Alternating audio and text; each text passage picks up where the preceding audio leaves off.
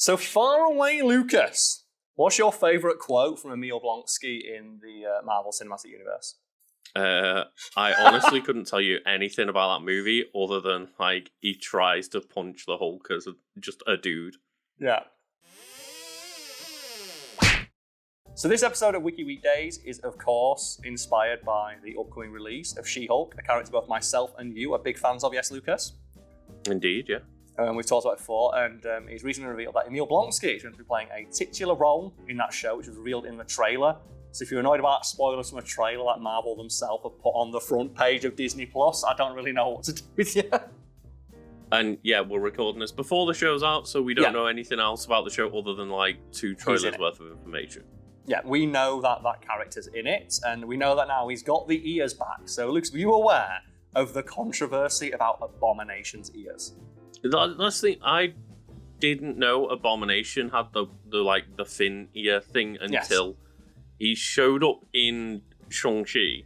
Yes. And I didn't even know that was Abomination because they'd redesigned the MCU version. Yeah, they'd redesigned Abomination. So if anyone's what's going on here? Well, in the original comics, as you can see here, Abomination, the character, has weird like fish fin ears, and in the Incredible Hulk movie, they do not. And the reasoning for why the character does not have those ears is pretty sound, I think, because when they were designing the character of Abomination, and the character initially had those ears. However, someone came in and said, well, why would you ever give that character such an obvious weak point? What do you mean? Like, well, the Hulk is like an animalistic street brawler, and you're giving a character one of the most obvious weak points to exploit ever. The Hulk will just bite his ears off. Like just Hulk? Literally, I've got an image of him just grabbing both sides of his head and ripping those ears straight off. Which I imagine might happen at some point, maybe as a reference to that in the show. And I thought that was a pretty sound explanation for like, the Hulk is like, he fights like a wild animal. And I thought it was a pretty reasonable explanation, but apparently fans of Abomination were like, no, this is like, a crime against the character of Abomination. Weird character to really care that much of a shit about. Yeah, and as I said, the explanation was pretty reasonable of like, it's going to be more weird if the Hulk doesn't take advantage by ripping his ears off. I will say I don't like the Abomination design in The Incredible Hulk, but, that was back before the MCU really kicked off and we had a better idea of what the fuck we're doing here. When they were able to lean more into the original comic designs, because Marvel have earned that now. So, when those early Iron Man movies was, let's make everything really realistic and it looks like something that could be made. And now it's like, fuck it, laser beams everywhere and people can teleport and shit. Who gives a fuck? But it took them 20 they're movies able to become to comic book movies now. They're able to be more in line with what the original comics look like, which brings us to Abomination. So would you like some band names? I mean, I hope Abomination would have some band names. Abomination has one band name. So we have name, Emil Blonsky, current alias, Abomination, aliases, Agent R7, Big Ears, and the Ravager of Worlds. Yeah, it's not very specific to Abomination, but Ravager of Worlds is pretty cool nonetheless. It's pretty strong, yes. And would you like some physical characteristics of the Abomination so you know how much man we're dealing with? Height, 12 foot tall. Oddly enough, no. So, gender male, height, 6'8" as Abomination, so about as tall as the guy who plays the Mountain in Game of Thrones. 5'10" as Blonsky. Weight is about 980 pounds as Abomination, 180 pounds as Blonsky. Unusual features, green and scaly skin, 2 toes on each foot. Webbed ears, ridged brow, pointed ears, massively muscled body with proportions considerably on those of an ordinary human. Yeah, tell me about it. Yeah, you always think of the character being much larger. It's like with the Hulk, you always see him like shrugged over, but he's still considerably taller than most everyone else on screen. And that's the one thing I did like about those Ang Lee Hulk movies, that like the Hulk gets bigger when he gets angrier. Like, he gets physically larger the more angry that he is, and you see him physically shrink down. I like it. I don't like it. It's a visual way to represent that he's getting stronger, because again, comic book movies weren't really a thing then. So the Hulk's power was difficult to describe. It's like, well, he gets stronger the angrier he gets. Well, how do we know that? We'll just make him bigger on screen physically. That'll get it across to the audience, because people aren't feeling what the Hulk is. So I let them off in that vein. And I guess, but like, I think it's way scarier to like not know how strong the Hulk is. But you probably know how loud he's yelling at any given point. And I still contend that movie contains the greatest Hulk moment, which is just where he screams so loud he boils an entire lake.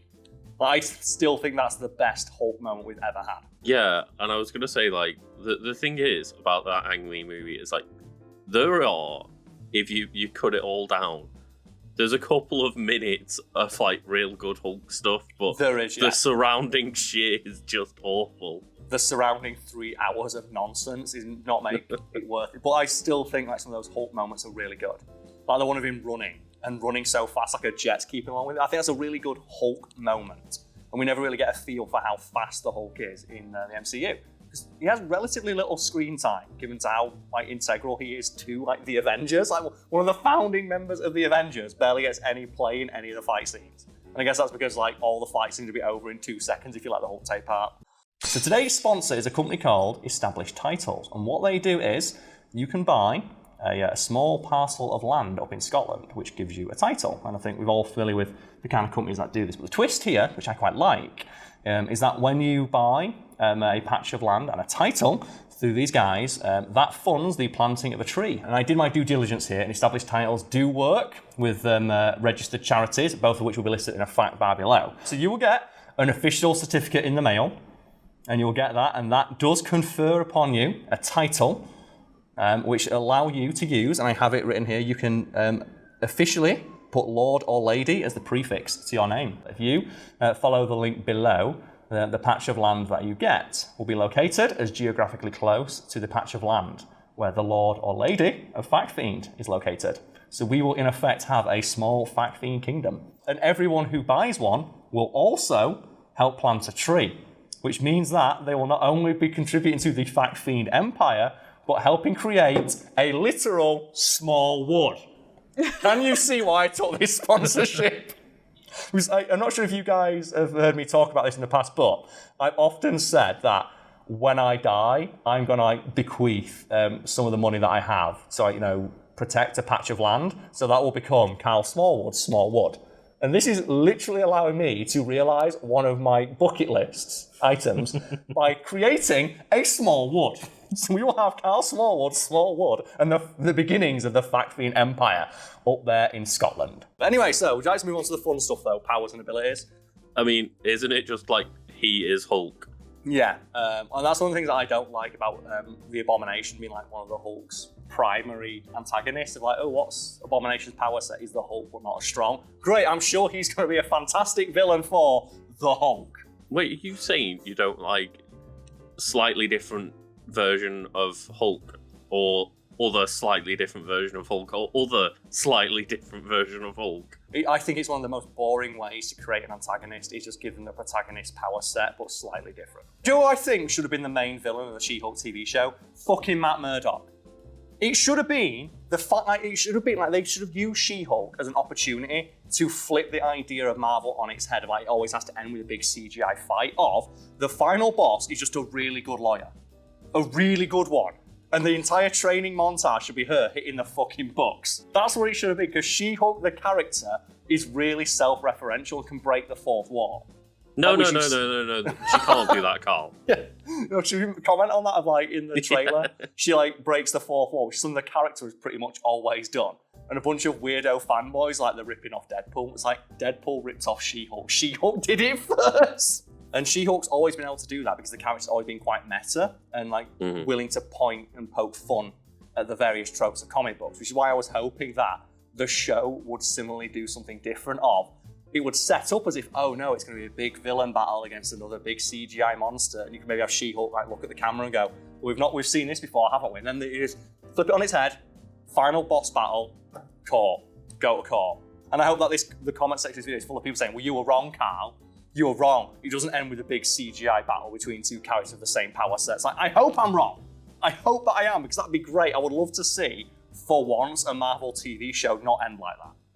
Yeah, because like they seem to find a way to do it nearly every goddamn time. Every single TV show has ended with like a fight between characters of the same power set, and in the case of Loki, it literally ends with Loki's fighting Lokis. You literally have Loki fighting another Loki. There's no difference. It's the same character.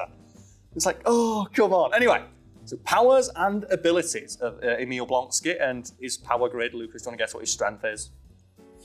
It's got to be a 7, right? It's a 7, yes. And then everything else is lower, except for durability, which is a 6. So gamma radiation. So gamma radiation that mutated the Abomination's body, fortified his cellular structure, and added, from as of yet unknown sources, over 800 pounds of bone marrow and tissue to his body. Unlike the Hulk, his transformation has proved stable. He cannot change back between his human and superhuman state. Superhuman strength. The Abomination possesses vast superhuman strength, and to be rated as a class 100, which is about as high as it can go. And anything above 100, it just goes from like 100 tons being able to be lifted to incalculable levels of strength. Although the Abomination's great strength surpasses that of certain classic incarnations of the Hulk, such as the classic Green Savage Hulk, the Abomination's strength does not fluctuate like the Hulk's. Oh, okay. Which is why, it's a really boring villain to have. So it says here, while his strength may be stronger than a calm Hulk, an enraged Hulk's strength rapidly increases and will exceed even that of Abomination. Which means that like, any fight between Abomination and the Hulk, you know how it's going to end. Abomination's winning, Hulk gets mad, Hulk wins. That's the thing, isn't it? It's built into the power set of he literally can't get angrier to be as powerful as the Hulk. He can never get stronger than the Hulk. Yeah, every time. And that's what I mean, like, the fight between Abomination and the Hulk in Incredible Hulk, it's fun because it shows off some of the stuff that the Hulk's been able to do in the comics that we've not seen, like, the thunderclap. I love that as a power set of the Hulk, like he just claps really hard, and that alone is enough to create like hurricane force winds. I love that idea of him like punching the ground and creating like earthquakes and stuff, like the gamma quake. Yes. I don't think we're ever going to get his super from Ultimate Marvel where he jumps into space and like rides a meteor down. Yeah. I don't think we're ever going to get that, but that might be one of the hypest things the Hulk can do in anything, where he just leap, because I can't remember what it was. It was a tournament where someone did a specific combo with like a team, but like it got so high in the air that the Hulk just appeared from the top of the screen with the meteorite. It was like, that meteorite was on special fucking order. Like the whole Amazon Prime, that meteor in. It's like, we have here superhuman durability. In addition to great strength, the Abomination's bodily tissues are substantially harder and more resistant to injury. One of his ears are. It says that he's able to withstand great heat, the blistering cold, and great impacts without injury. His body is capable of withstanding tremendous impact forces such as artillery shells and powerful energy blasts. The thing is that Iron Man's armor can survive that. Is that really impressive when Iron Man's first proper suit of armor just deflects a tank shell in the MCU? Well, he has got this, gamma radiation emission. So after his reconstruction by the Order of the Shield, which better be Captain America's fanboys, the cloned Abomination, a clone of Abomination, he's a clone now, I guess, is given the ability to generate varying levels of gamma radiation of an incredibly toxic variety, enough to overwhelm the Hulk, Captain Marvel, and Sunspot, all heroes known for absorbing that particular type of energy. So that's a cool power. That's kind of neat, like, that he is, like, that goes in with his name of the Abomination. It's like, it's not that he just looks weird, it's like, he's actively emitting this corrosive radioactive substance that is a danger to even beings like the Hulk. That's a neat way to improve the character. He's got Hulk kryptonite built in, yeah. Basically, yeah, which makes him like somewhat of a threat to the Hulk. And we have underwater breathing. His underwater lung capacity is higher than the Hulk's, so he can breathe underwater. I like how it says his lung capacity is higher, allowing him to breathe underwater. So that's not how lungs work. If you can breathe underwater, yeah, you can breathe underwater anyway. Suspended animations. It says here, extreme pain, cold, or lack of oxygen will cause the Abomination to enter a coma-like state of suspended animation, in which he can survive, potentially indefinitely. That's kind of neat. I mean, yeah, well, the Hulk can go to space, and Abomination goes up there and just covifies himself. Whatever. And then we have here Hulk tracking. According to the Order of the Shield, when they cloned Abomination, they gave him the ability to track the Hulk. Oh, he doesn't explain how. That's kind of neat. He's got like a power scouter, and he's just only for the Hulk. Anything below 1,000,000 power level gets filtered out. It's not like they managed to fit a tracker into the Hulk or anything. No, we cloned Abomination and just gave him the ability to know where Hulk is. It's like, how? Sure, the thing is, though, you always know where the Hulk is because he's a fucking earthquake in human form. Just like, wherever there is an earthquake being caused by a green man, just go there. And then we have the abilities. He was a skilled spy prior to his transformation. I bet he's not anymore. Unless he does like the Ninja Turtles thing, just puts a big overcoat on. Do you think we're going to get a shot? Okay, predictions for the She-Hulk show. If Abomination's in it, is he going to go to court as Abomination? I thought he can't change from Abomination, right? That's what I'm thinking. Is he going to go to court as Abomination? But it says that he can't change form. In the show, you've got a picture of Tim Roth. Same thing with like Joey Baller's picture. You've got like Bruce Banner as Bruce Banner now, even though he said he couldn't change back. Yeah, he was just Doctor Hulk or Professor Hulk. Was it? Like they're playing really fast and loose at this, presumably because the budget could not allow them to have all three of those characters on screen at the same time. But are we going to get a shot of him going to court dressed like Abomination? Or it was Abomination but in a suit with glasses on? I don't think like if we see Abomination, I don't think it'll be with like proper clothes on. Please, Marvel, prove me wrong. Just make the final villain. Don't make it. I know you've already released all the casting decisions. Don't make it another character who's just a lady with She-Hulk powers or a buff. Like, make it a court battle and like frame it exactly like a Phoenix Wright game and put all the budget into that. God, yes. Can you imagine if they put all the budget and they made like comic panels and stuff, and they have like saying like, and they for like the finals and they have like objection and they have like things popping out and shit, and they make it like super over the top in anime, and then like Matt Murdock comes in and he swings in and starts arguing. I really loved a lot of the like visual effects stuff in Ms. Marvel that like made it more comic book like, but then over the episodes it got lesser and lesser. Yeah, almost like they were trying to shy away. It's weird, isn't it? Like the first TV show they had, WandaVision, was so visually distinct and striking, and then as it goes along, it gets more and more akin to just watching an MCU movie. It's like, well, this isn't what I want. I don't want to watch MCU movies. I want to watch cool, interesting TV shows with unique premises. Can I not watch those? Like, no. You want it to be the MCU, right? It's like, no, I don't. I want to watch cool, the MCU with less of a budget as well. Yeah, I can go watch DC movies for that. I want to see cool, interesting, and that's what I'm hoping for the She-Hulk TV show. I'm hoping that like we've been lied to, and that they're going to like switch it around, and there's going to be court drama. Let's go. I hope it's just court drama and dating drama. Yes, Ally McBeal. That's me, Lucas. Single female lawyer. That's the show we need. And it has to have that theme song. Yeah, exactly. That's what a She-Hulk show should be. But it's not. It's going to be a big fight between Hulk characters. And it's really boring. They're going to set it up into a movie that's going to undo all their character development. Well, that's the thing, isn't it? Of like, for anyone that doesn't want to know like what they announced recently at Comic-Con, I guess like, here's a couple of seconds, but we know that they've said that Thunderbolts is happening, which I assume means Abomination's going to be in that. And that's what they're setting him up for in the TV show. It's like, which means we know what his character development's going to be before ahead of time. And I get it, it's like build up hype, but when I know if you know the comic books, they're basically ruining the show for you because you know what the character's arc is now. Unless, again, they mix it up and they do something we don't expect. Which I would greatly appreciate if they did.